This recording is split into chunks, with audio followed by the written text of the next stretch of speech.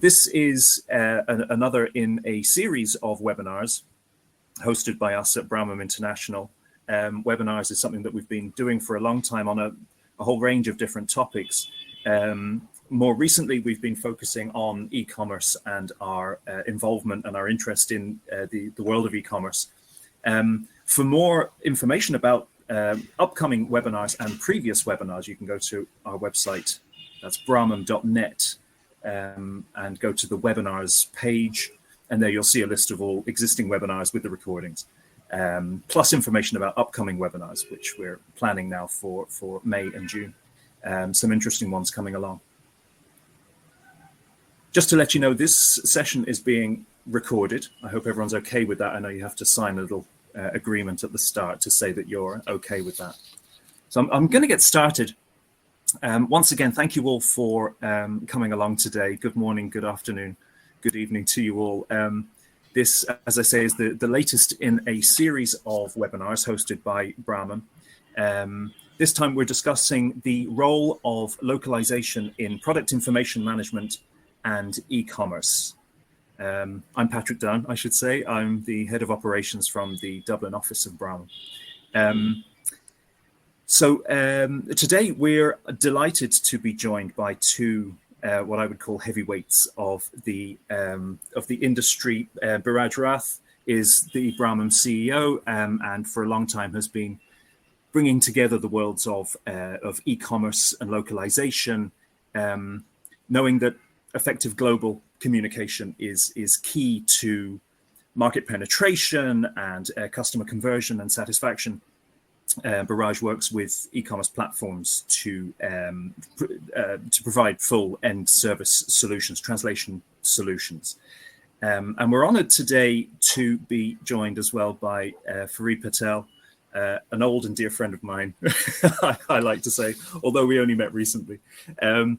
Farid is the director of the Hamari agency, which is based in the UK, and is an expert on all things e-commerce, an expert on the challenges and the solutions facing companies managing product information, product data, and also has seen, I know firsthand, the power that effective global communication has on e-commerce success. So the topic of today's webinar is the role of localization in product information management and e-commerce. There will be a chance to ask questions as we go along. I'd invite you to use the Q&A button that you see on screen as we go along, and you can put your questions in there, and we'll be delighted to answer any questions we can towards the end. It just remains for me to say thank you again for attending, and I hope you find this as informative and enlightening as I'm sure I will. So I'm going to hand over now to Biraj and Farid. Thank you. Thank you very much, Patrick, for that introduction, and welcome to all of you.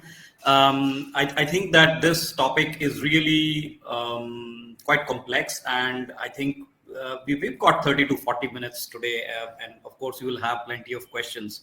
And we've been doing some discussions, Farid and me, and we found that this is actually, we'll probably be doing this as episode 1, and follow it up with another couple of episodes to come with, because this topic is vast, and a lot of our customers and partners have been sending us a lot of information and questions to cover. So without taking a lot of time, welcome, Farid, and are you ready to be bombarded with questions? Yes, Biraj, thank you for inviting me to this.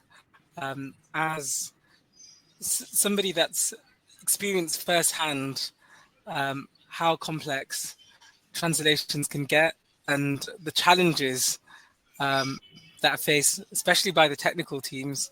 A bit of background, we've traditionally been a technology-focused e-commerce agency, predominantly in the space of being the PIM experts, the product information management experts. We've seen the challenges that brands come across when they're looking to localize and internationalize their business. So thanks a lot for inviting me to this webinar.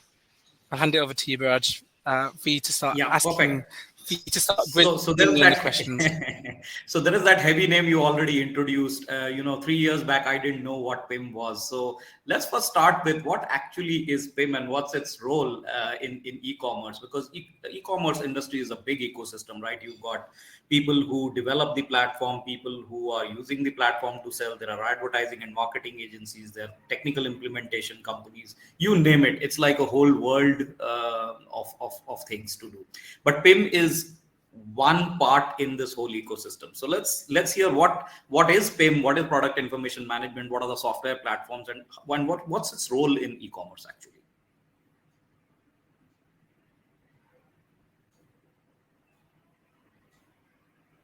PIM stands for product information management, and a PIM exists.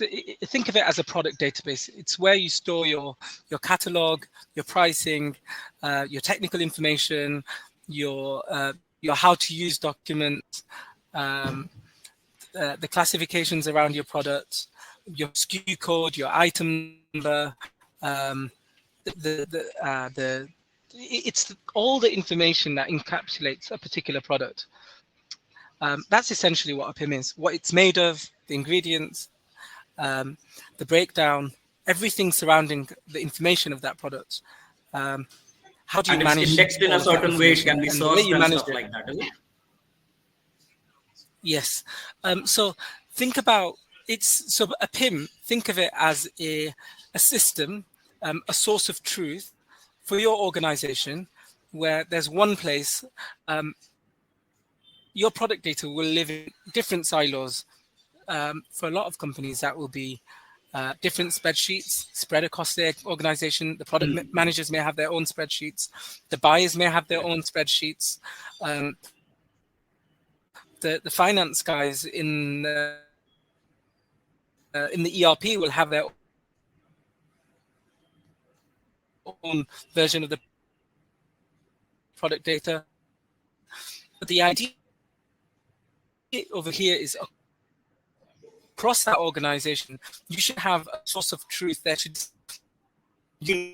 what the truth of that is, in order to keep that. Your questions around a PIM, Biraj? Yeah. I think you're breaking up a little bit, Farid. I'm not sure if that's you can hear me all right? I can hear you. Yeah, it's just a bit I think slow you were sometimes. breaking up a little bit during the time, but it's okay now. So yeah, I think that's a good description of what PIM does in the whole ecosystem of e-commerce. So from what you described, I would like to now take it in the next criticality of this is, if the PIM stores all the information about the product, it can be indexed in a certain way. I think Farid may have dropped out.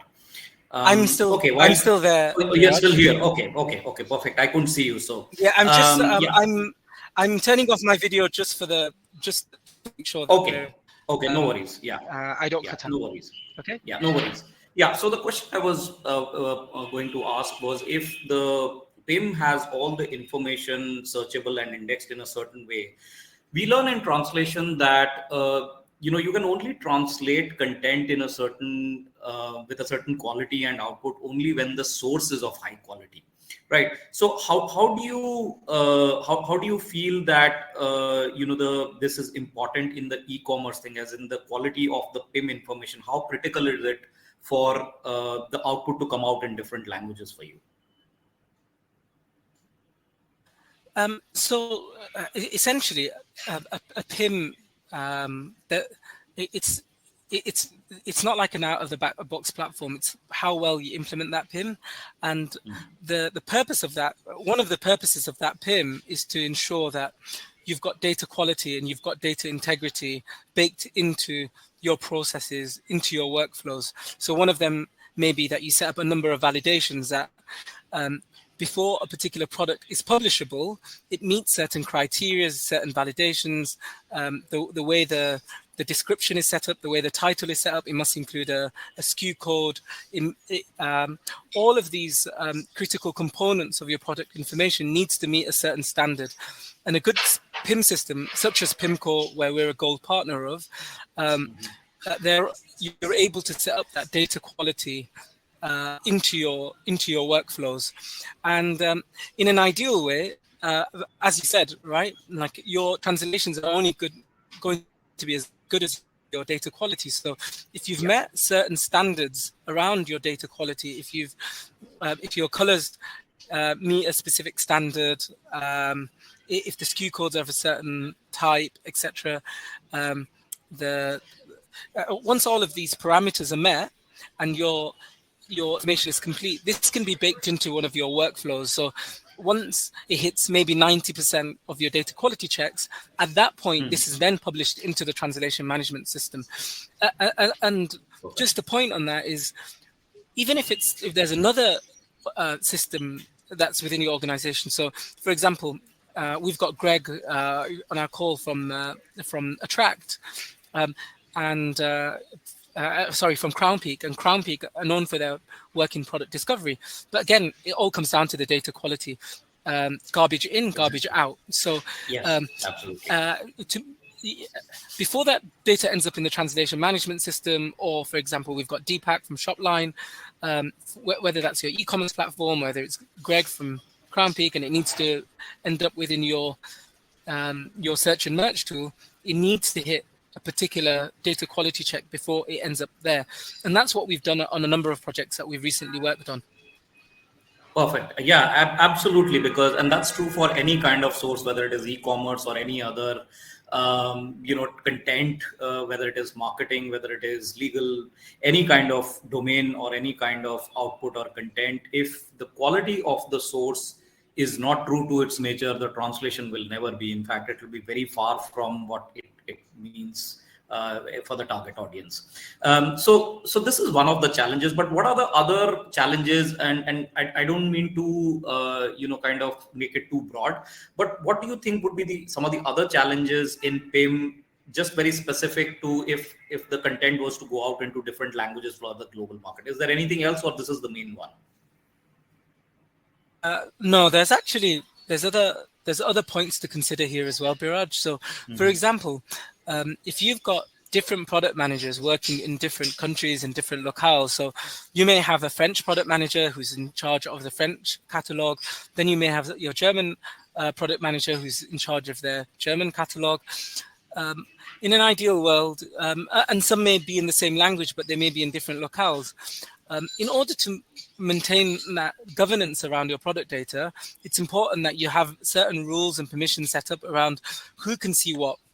Obviously, your chief marketing officer or your marketing director will be able to see everything, but a particular product manager within a particular locale should only really have access to their source data.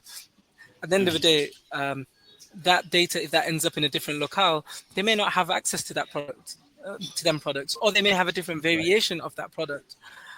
So roles and permission and the data governance is also a key aspect of kind of that data quality and data integrity that you've mentioned.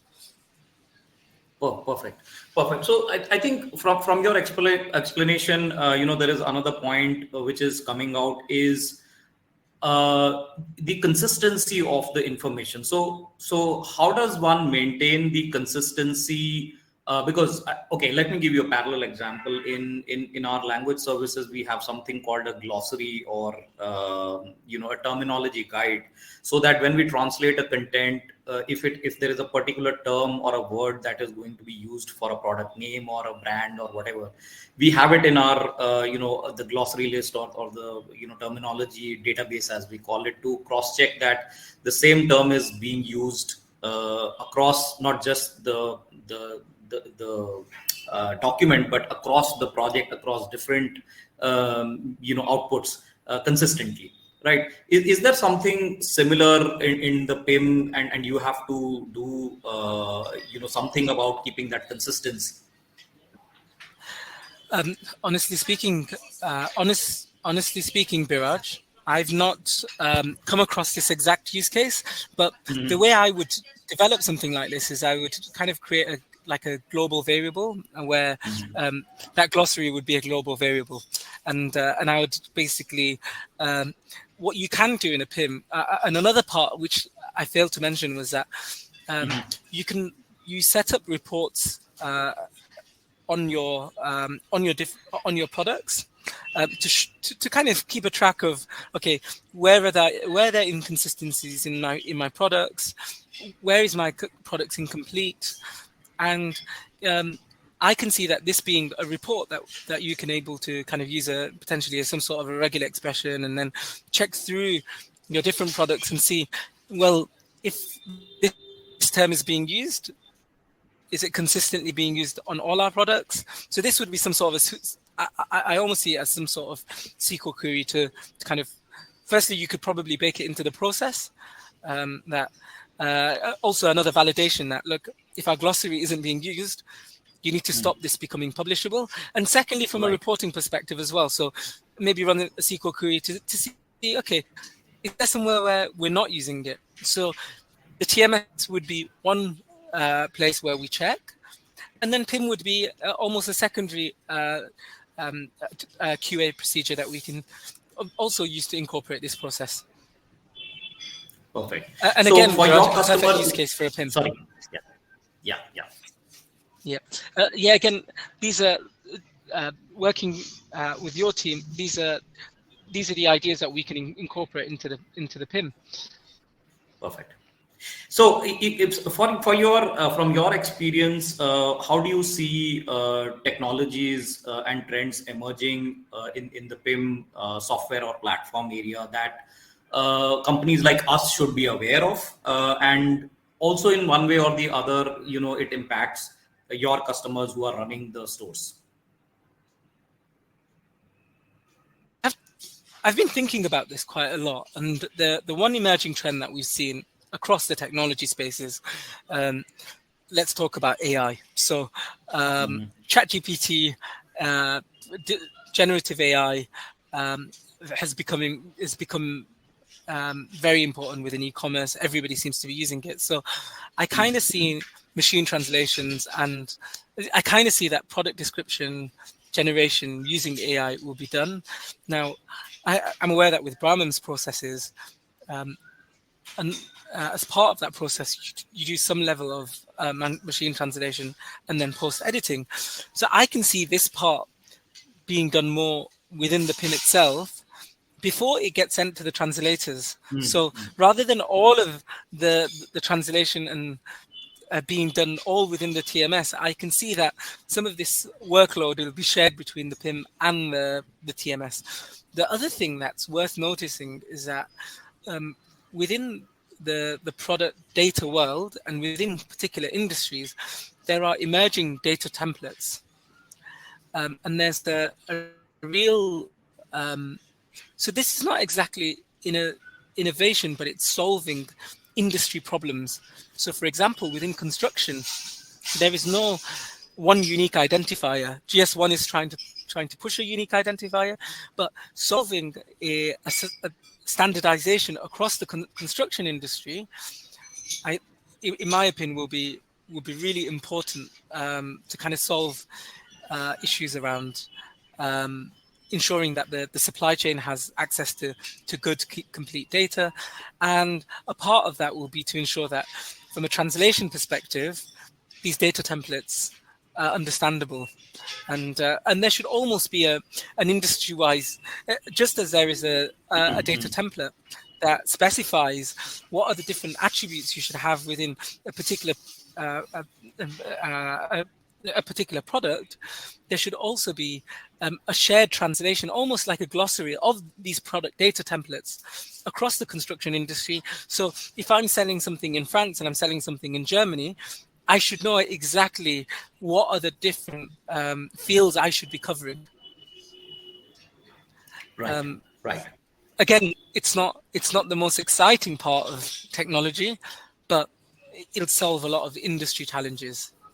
Certainly. It's said that what works is always boring because it has to be consistent and it has to be done with a lot of diligence. So that's true. So from your from the recent projects that we've done together, one of the things that I have seen over a period of, not just with e-commerce, but with generally all kinds of customers, is that translation is really an afterthought, right? It's like the product is running, everything is running, and then suddenly they feel that they do have an opportunity because either it's their competitor who has already gone into their market and they're already selling in different geographies and they're missing out on the opportunity, or they simply have some kind of demand from the market and they want to go down into that market and reduce their risk or sell more or whatever. So from that point of view, do you think do you have any advice for translation projects for any of the potential customers or your existing customers who would like to hear you out on this? Biraj, it's a number of people are from your audience. How much am I allowed to bash the e-commerce platforms? Well, you can have a balanced view. So I'm not going to name any names, but let's just say one of the biggest e-commerce platforms on the world loves to make it seem like their market's functionality is very simple to use. Mm-hmm. The reality is, no technology vendors make it feel like it's an easy task, it's an easy project. Localization is not an easy task. The issue comes is that a number of platforms have rate limits on their APIs, meaning that getting data in and out of their catalogs is complex, it's difficult, and often because of these limits. So my advice number one is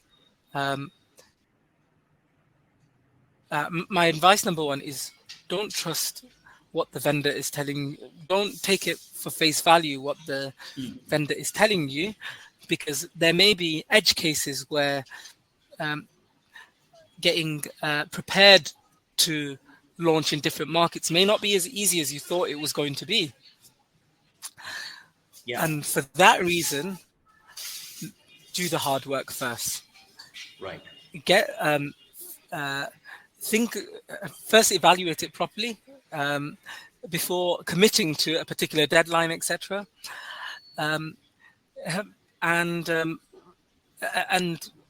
also be aware of your third-party ecosystem, your reviews platform, your emails. Be aware of all the different parts of the journey that needs to be translated. The connections that are there to the platform. Yeah. Exactly, because your email provider, your reviews provider may not support localizations as well. And yes. I'm not saying don't use that as a reason to put it off, but be aware of it going into the project. Be aware that this may be late because we need to do this manually, and you've given the team enough time to plan accordingly for it.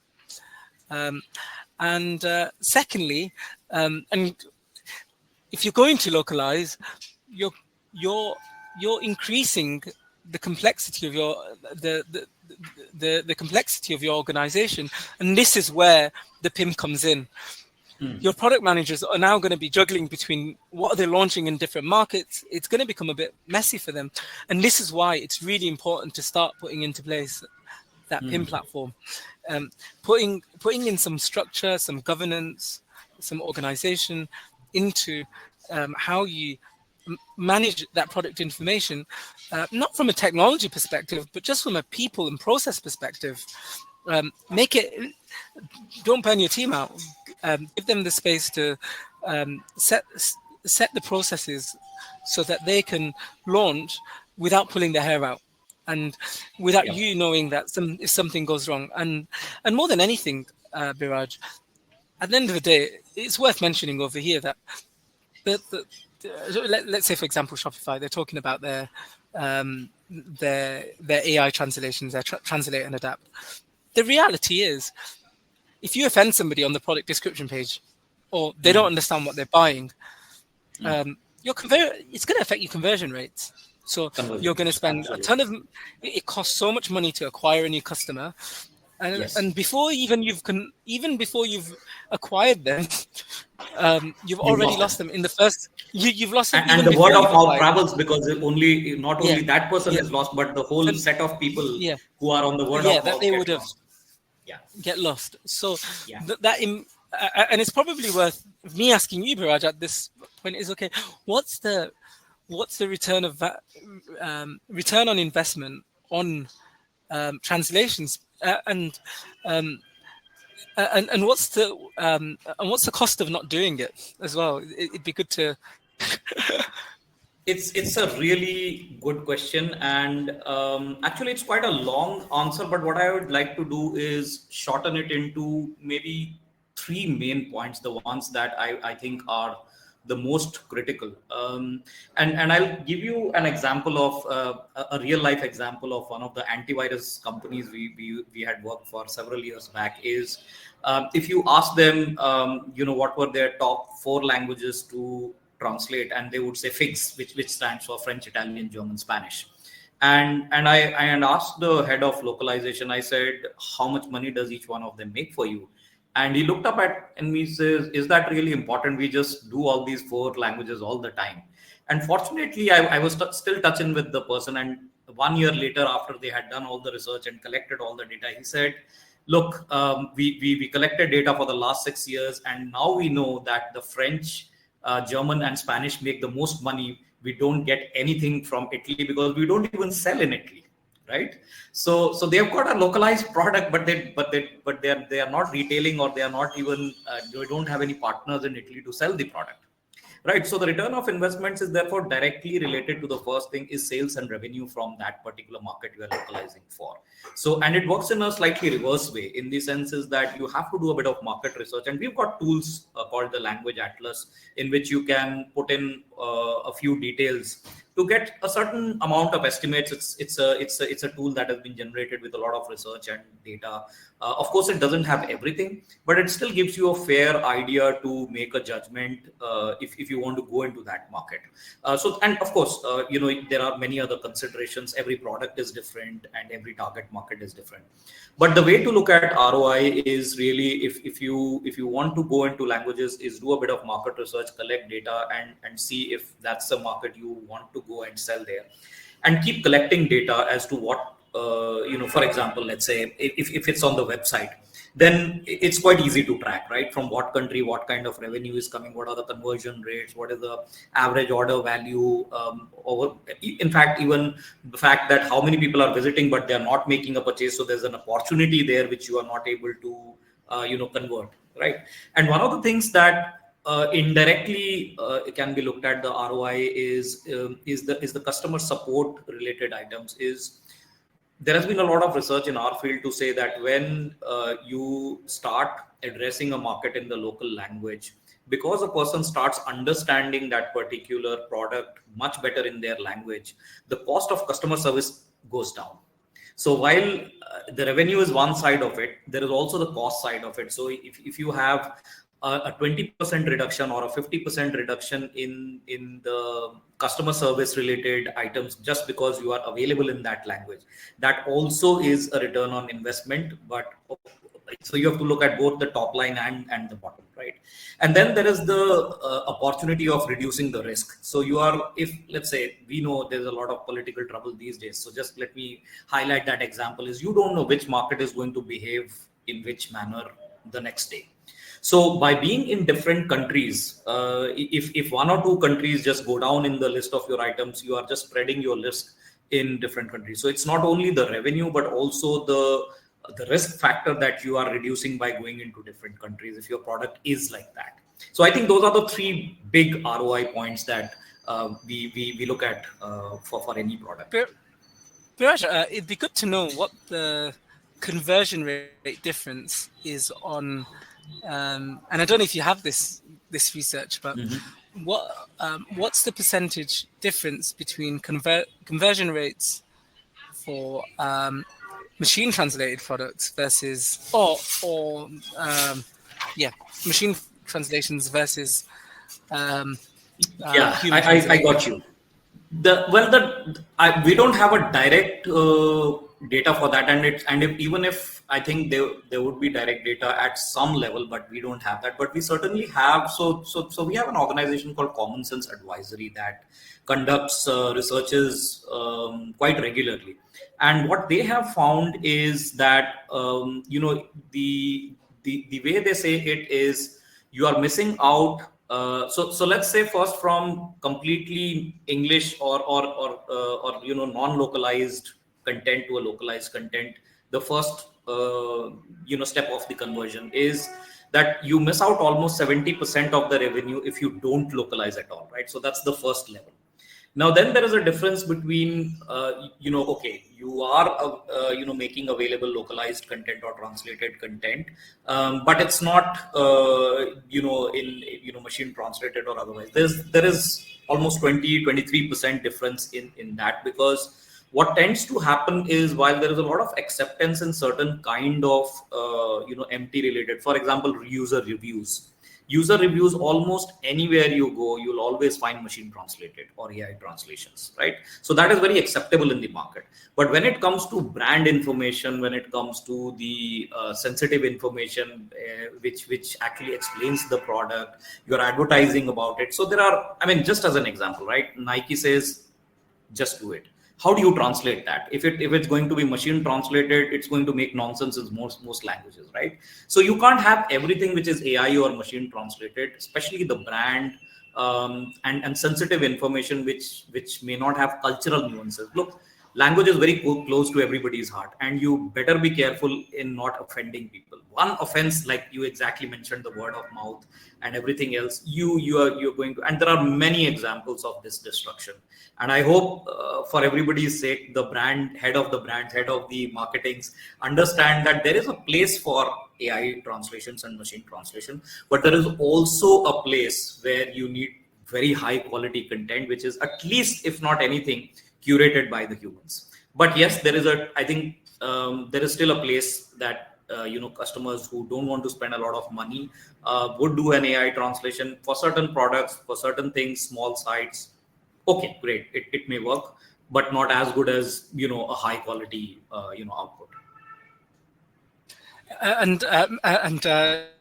It's interesting that you touched on this kind of transcreation, right? Where if it's very important marketing copy, then it's like there is no AI that's gonna solve that. And even from a human translation perspective, there's going to be a creative process of what works in one locale. Like just do it, ab kar le, like in Hindi, just may not work. It won't. Exactly. And we need just do it in Gujarati. In Hindi is ab kar le, and you know how slow as Indians can be, so we'll never do anything on time. So it doesn't come out very well. Yeah, right. And I think there are plenty of examples like that. We should do it tomorrow. So plenty of examples. There's probably and I guess the bigger issue is, what if you end up upsetting somebody? I had a customer who told me a horror story of they sell beauty, and on one of their Italian websites or something had been translated into prostitutes, and that was on like a major brand, and then they realized, oh, okay, we really need to get our translations done properly.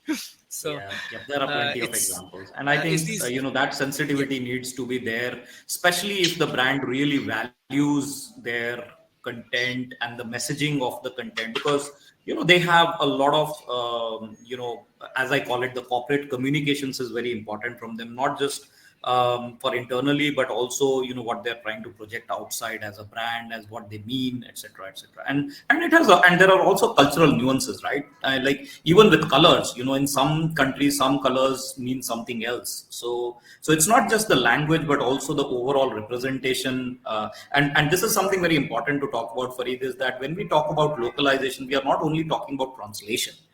Localization includes not just the text translation, but it's the overall experience, as if the product came from somebody in the local market, not as a translated product. So that's also important for localization, that somebody who's purchasing or who is consuming should feel it's my own country, it's my own people producing this. That's the effect it should have on those people. Biraj, it's just I wanted to ask, does anybody have any questions? Are we planning to? Yeah, I was just coming in to say that there's no questions come in yet, but if people do have questions, it's the right time to put them in now. What's interesting though is that during the discussion, go ahead and start typing the questions as I speak. But what's been happening during is that any questions that have come into my mind, you've just immediately picked up from each other and started to talk about, which is really fascinating. I think that this can go on and on and on, and I know that we're running out of time, so we're going to have to think about wrapping it up. What I'd love, though, is to invite all of you, all the participants, all the audience, back for a follow-up session, and we can talk about maybe some of the first steps, the strategizing for around setting up not only PIM, but also the localization aspect of PIM, talk about how companies should be dealing with that and what they should be looking for those end-to-end service partners for those sort of solutions. So maybe that's... Yeah, I realize that we've been talking on only one aspect and we haven't started actually the, how do you call it, the basics in certain cases as to where is the starting point. Exactly. Yeah, and I appreciate you bringing that point, Patrick. Yeah, exactly. And maybe that's something that we can actually...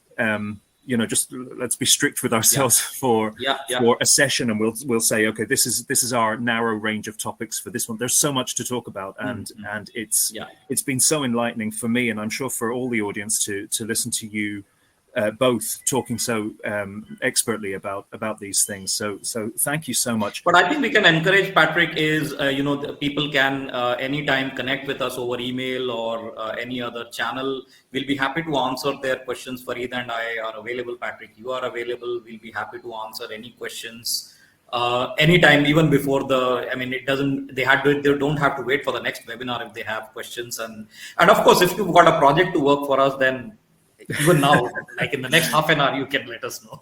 Absolutely. There's the sales pitch at the end. Fantastic. I'm going to we'll stay on the call for longer. yeah, we can wait around for that. I'm going to put up a slide now just for some information about how you can get in touch with us and about upcoming webinars. I'm not seeing any questions coming in, but if people do have any, just raise your hand or type something in.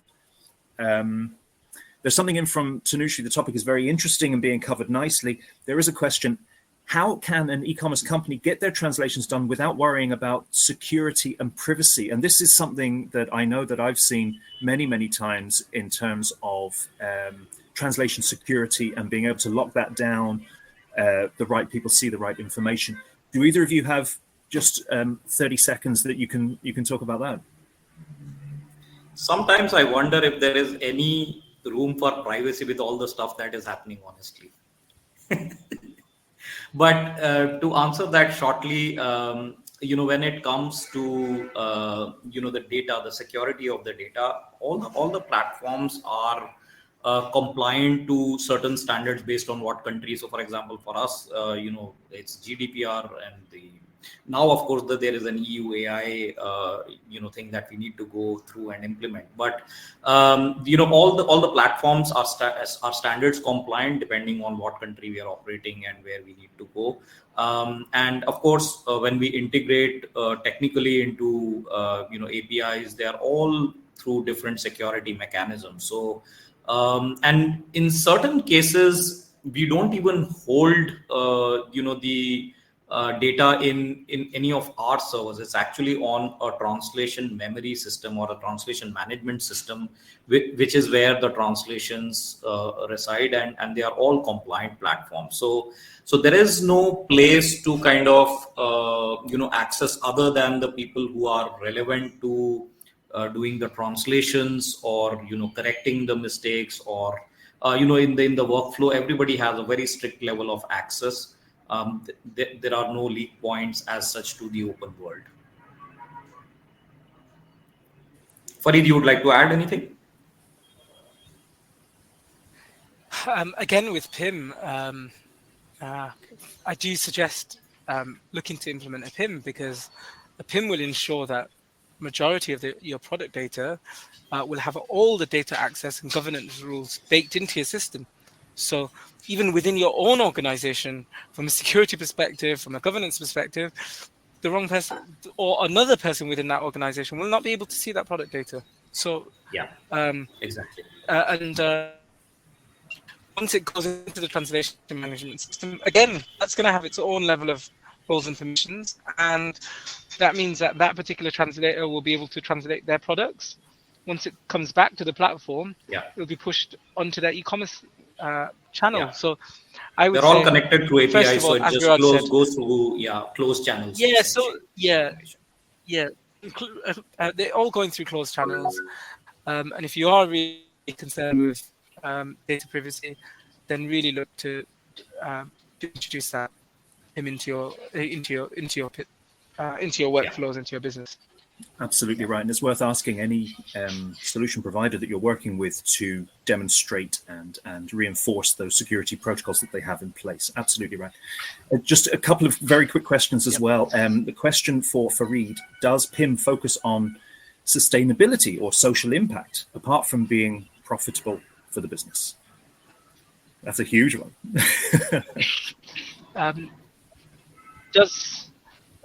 Does PIM focus on sustainability? Is that correct, Patrick? Yeah. And social impact, I think more in a more more general thing, more than just environmental, but from a social social responsibility point of view. Maybe this is something that you can have a think about for our next session. I think that might be a topic in itself. So this is something that we are looking at from a supply chain perspective. What's the carbon footprint of that particular product? So from the sourcing of their materials to how that product has traveled to its end consumer, to collecting data to kind of have an understanding of that carbon footprint, I think is really important. And I think by being able to provide answers around impact of that product, even after it's used or when it's scrapped, like how recyclable it is, can have a massive. It's definitely a way to better understand or have better processes in place to understand your ESG data. But one of the major things from a societal perspective is, in my eyes, is also returns. How often have we bought stuff for the house? I've bought lights and stuff for my house, and that product just isn't what we ordered from the website. So a PIM ensures that that particular product across the supply chain is consistent, and then when the end consumer buys it, they're not returning that product. So again, that's another area where you can have a better understanding of from a ESG perspective, and hopefully there will be ESG related standards that will come out that will kind of better help. Imagine we're on a jewelry website, and what if we understand the life cycle of where this diamond came from, and what's been that journey of that diamond, or what about the impact of that iPhone that you're buying, and kind of which kind of mine it's come from, and the material has come from. I think this is going to evolve over time, and I think it's going to provide a way for consumers to actually better by actually when the reporting frameworks come out, PIMs will provide the necessary processes for companies to actually manage that part of the data. Right, manage and track that data, so it's all secured in one place. Yeah, fantastic. Okay, that's great. Thank you for that. There was one more question about SEO strategy involved between continuous e-commerce translation. This, I think, we will leave for next time, because I think that's it's a big one. It's a big one. It's a topic in itself. So apologies to Amit for that one. We will get back to you on that, but I am very aware that we are running out of time. What I'd like to do, though, is I'd like to thank Biraj and Fareed on behalf of all the audience here for their time and their work today. It's certainly been very enlightening and very informative for me. So thank you very much indeed. I'm going to just share my screen now just for some closing comments, if that's possible.